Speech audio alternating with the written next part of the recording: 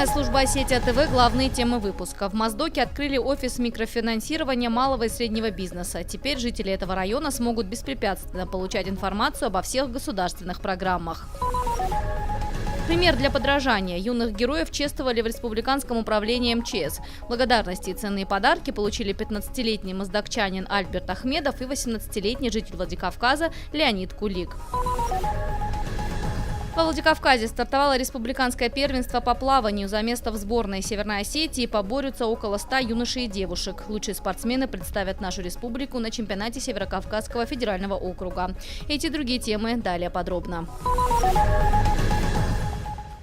Офис фонда микрофинансирования малого и среднего бизнеса появился в Моздоке. В июне этого года министр туризма, предпринимательства и инвестиционной политики Алан Диамбеков встретился с начинающими предпринимателями района. В процессе диалога выяснилось, что они хотели бы активнее участвовать в госпрограммах. Алан Диамбеков сказал, что информировать о грантах теперь будут через фонд микрофинансирования. Также структура начнет оказывать поддержку в виде микрозайма под 10% годовых. После открытия представительства фонда жители Моздокского района смогут беспрепятственно получать всю необходимую информацию. Для работы с предпринимательским сообществом подготовлен кредитный работник. Кристина Рыбалка прошла специальные курсы в фонде микрофинансирования и теперь сможет более качественно информировать моздокчан обо всех госпрограммах. Таким образом мы создаем условия для того, чтобы предприниматель мог на месте решить любой вопрос, которая ему нужна информация, мы ее предоставляем. При необходимости представителя, именно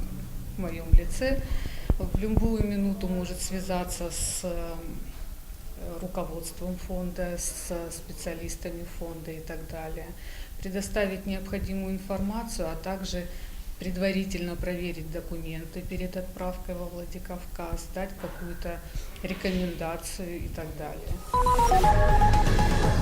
Примеры для подражания. Юных героев чествовали в Республиканском управлении МЧС. Благодарности и ценные подарки получили 15-летний моздокчанин Альберт Ахмедов и 18-летний житель Владикавказа Леонид Кулик. Истории парней достаточно схожи, и Альберт и Леонид оказались случайными свидетелями происшествий. И один, и другой жертвовали собственной жизнью, спасая совершенно незнакомого человека. Альберт вытащил из водоема 2-летнего мальчика. Леонид спас девушку, которая пыталась покончить с собой. Удивительно, но оба поступка остались в тени. Я горжусь, что на территории нашей республики есть еще дети, которые не могут пройти мимо беды, которые случаются у других, и всегда готовы прийти на помощь. Я также благодарен их родителям, то, что воспитали их в том духе, оказания помощи людям, рискуя своей жизнью. С историями и их героями спасатели познакомили учеников 14-й школы, студентов 5-го училища и представителей отряда «Юный спасатель». Их специально пригласили на церемонию награждения. Для ребят провели экскурсию в Центре противопожарной пропаганды. Их познакомили с историей пожарной охраны республики, уникальными экспонатами, находящимися в музее, и различными фотодокументами. Яна Гайгиева, Ирина Санакоева, Алан Кайтуков, Осетия ТВ. Защита прав студентов – первоочередная задача федерального проекта «Зачет». Помочь решить молодым людям наболевшие проблемы, начиная с нехватки мест в общежитии и отсутствия санитарных норм, и заканчивая выплатой в срок стипендий и установкой велопарковок. Куратор проекта Анна Лапенко встретилась со студентами Северо-Осетинского государственного университета, чтобы узнать, что их волнует. Благодаря проекту «Зачет» уже оказана поддержка студентам различных российских вузов. Любой желающий может обратиться за помощью или предложить свои идеи по улучшению условий студенческой жизни. Работает бесплатная горячая линия, также можно связаться с организаторами в социальных сетях. Ваш вуз – это пример, и мне очень приятно, что я там сделала фотографии, я могу показывать это в Москве, я могу показывать это в ряде субъектов, потому что где-то нет столовых, где-то ребята в вузах нет столовых даже, нет в общежитиях столовых. И когда ты приезжаешь в вуз, и здесь уже строят бассейн, здесь есть такие потрясающие условия в общежитии, где мог бы жить каждый. Вы знаете, я вчера в соцсети выставила фотографии вашего общежития. Очень многие из других регионов ребята написали, что «О боже, мы тоже хотим там жить». И это очень лестно, это очень приятно, что руководство вуза настолько поддерживает вуз в прекрасных условиях. 50 метров небесного цвета водной глади, 4 дорожки и профессиональная судейская бригада. Дворец Горского аграрного университета встретил участников республиканского первенства по плаванию. Сильнейшие юниоры Северной Осетии померились силами на закрытой воде.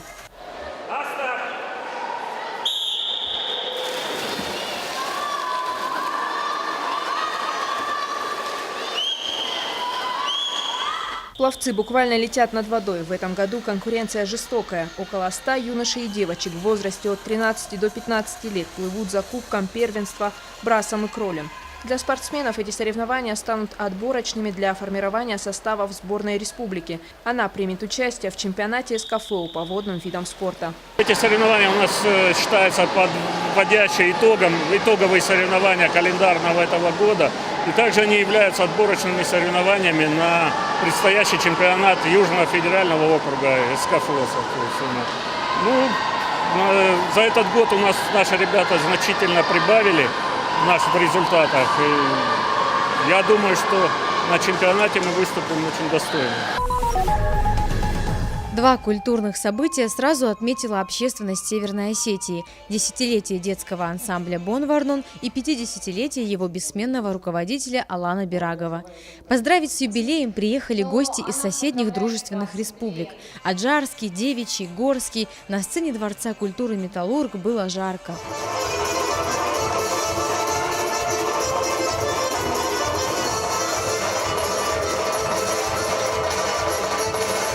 Репертуар знаменитого коллектива пополняется каждый год. Фольклор и древние традиции позволяют отыскать и воплотить нестандартные идеи для новых постановок. На подготовку одного из танцев по мотивам народного сюжета порой требуется около полугода. Старшие наши танцевали, и они какие-то нестандартные движения выполняли. И после я подошел и спрашивал, что это такое. И они говорят, что раньше мы так развлекались, что разными движениями хотели запутать своего это визави, который вместе с тобой вступает в спор во время танца.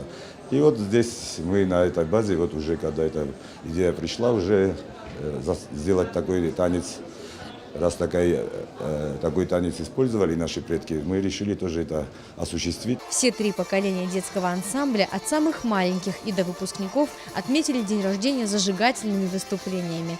Арсен Куциев в «Бон Варноне» с самого основания коллектива. Помимо двух юбилеев на сцене, он отпраздновал и свое совершеннолетие. Я не хотел заниматься танцами, и меня отправила мама в ансамбль «Бон Варнон».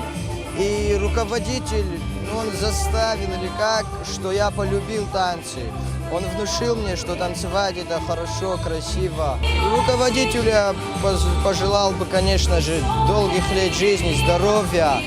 Уже ему 50 лет, я хочу с днем рождения его поздравить, чтобы его ансамбль процветал всегда, чтобы всегда в городе, вообще во всей России, в мире всегда говорили, отзывались только хорошо об этом коллективе.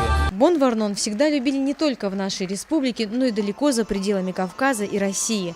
Танцевальный коллектив выезжал на различные фестивали в Турцию, Украину, Белоруссию.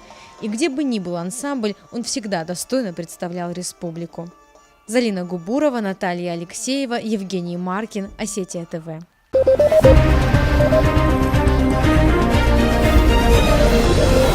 Thank you.